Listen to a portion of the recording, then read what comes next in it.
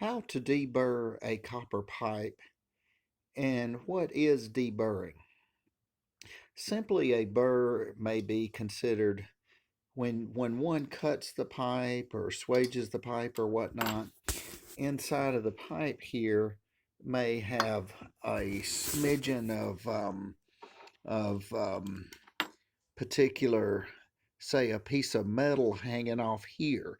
One does not want this to break off and to move through the line set because it can, conceivably, it could or may create problems. It could clog something up. Some of these orifices or some of these particular units, they get small in certain areas, and so also try not to rub your finger around this because it can act almost as sharp sometimes, and actually you might pull your finger up and it's bleeding. So I mean, many people have done it, and so, but just take a tool, something along the lines of this, if you would like, and this particular tool here, and just run this around. You can do it both ways or 360 degrees. So, and this should knock off the burr here before you braze the pipe.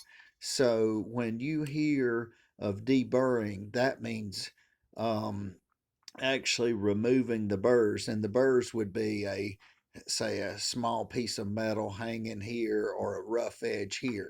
So just take the little tool. This is maybe a deburring tool. I'm not certain, but one could take a piece of sandpaper or drywall sandpaper and fold it up and do it in here or do it on the outside, and it would actually function probably very well. But this particular tool here, just rotate it to knock the rough edges off, so to deburr the copper pipe before brazing and before connecting. And so just make sure your copper is clean, and this will um, be proactive to any future problems. Thank you for watching. Have a great day.